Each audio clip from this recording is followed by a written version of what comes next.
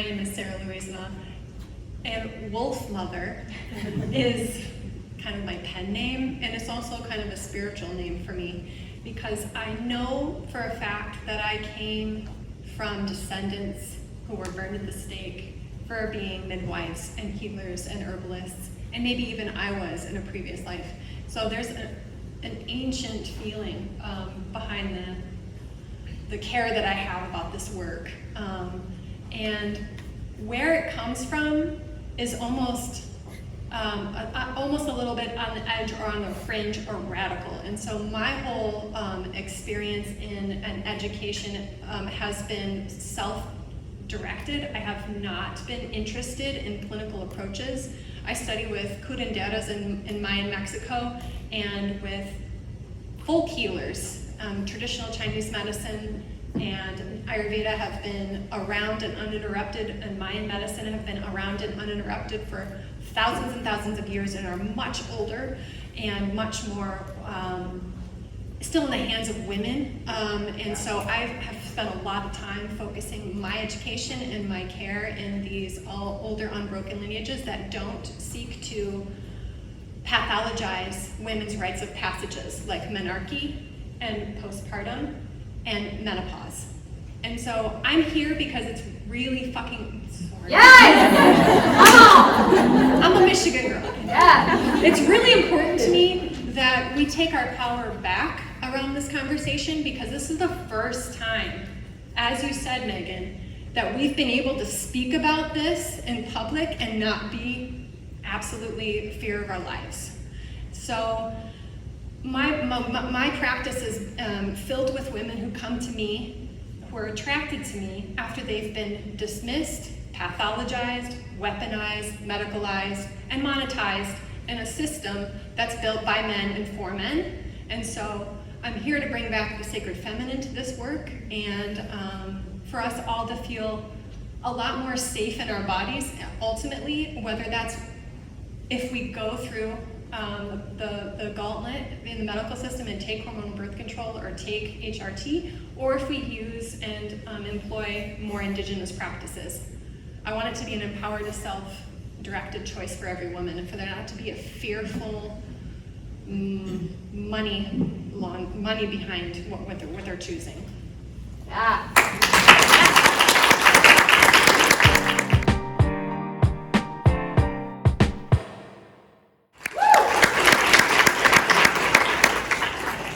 Well, what a kick-ass list of stuff. Yes. I could just want to piggyback on all of that and say yes. And one thing that I do that I think is really, really powerful, that's backed by thousands and thousands of years of proof, because a recent study just came out with indigenous Mayan women who don't have any symptoms through any of their life transitions. And I think a lot of that has to do with a style of abdominal and womb massage that they practice, which is essentially creating a lot of movement internally with the viscera, preventing scar tissue from building up, keeping the organs flushed and healthy and happy, increasing blood flow and lymph flow and energetic flow. So that's something that I do that I think I would add to the list that everybody else is beautifully made. And then additionally, I think zooming out, women are cyclical beings. We have cycles, and we are really disconnected from our cycles. We don't know what's going on a lot of the time. No one's ever educated us. We entered into our menarche with very little information, most of us. And these rites of passage have rhythms and cycles that are similar to the seasons. Each one of us has a menstrual cycle, and there are 4 phases of the menstrual cycle that mirror the seasons, and our life cycle mirrors the seasons. And our spring season is that adolescent time up until about age 25. The summer season 60, right? Just no. Spring. I'm just being spring. I want to stay in spring. Oh, well, yes, actually, there's a second spring. Yeah. If we manage our energy well, if we understand our cyclical bodies well, we get a chance at spring again. And that's what happens at menopause. And it's an absolutely essential piece of our life cycle. And so when hormones change, that's actually assisting us in having a reprioritization, like Abigail was saying, of we're not full of estrogen, which is the acquiescence hormone. We get to see that hormone drop in our systems, and we get to spend more time and actually physiologically in our minds be encouraged to support ourselves more, to figure out who we are. Menopause is a birth experience into our sage essence, the wise woman phase of our lives. When we have enough energy and we've managed our cycles well, that should be a restful and easy transition, and it is in other cultures. The questions I want answered are, why is it so hard for Western women? What do we got going on here that's everything everybody's been talking about that we're doing not well and not supporting women? So we need more research. Yeah.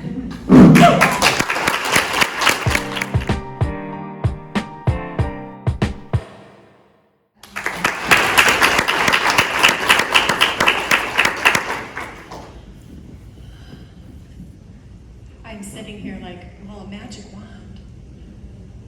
There's like 10 things that are really big that I want to solve with this one wish. But I think most practically, if I could magic wand things, I would make something beautiful happen for girls as they transition into their first rite of passage that started them out with knowledge and respect for their bodies. Yes.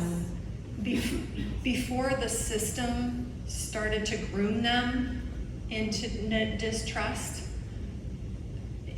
I would do anything to have changed that transition in my own life, and I know for a fact that I'm going to do something different for my daughter if I have one. But that is such a pivotal moment. In traditional Chinese medicine, it's considered a golden opportunity, menarche, when girls transition into their womanhood.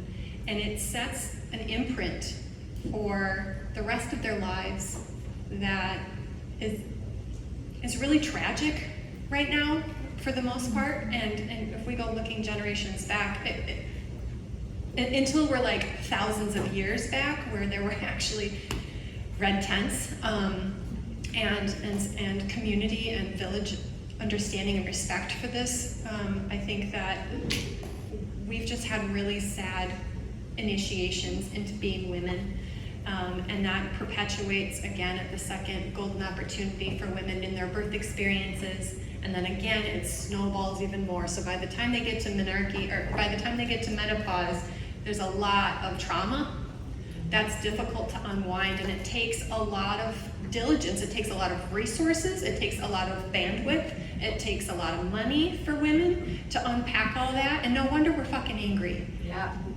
It's very understandable that yes, there are hormones changing how we feel, but it's a backlog of no thank you that we are dealing with, that we're full up to here with. Yep. And so I would really just magic wand erase all of that by supporting and having really healthy community systems for young girls in menarche. Yes.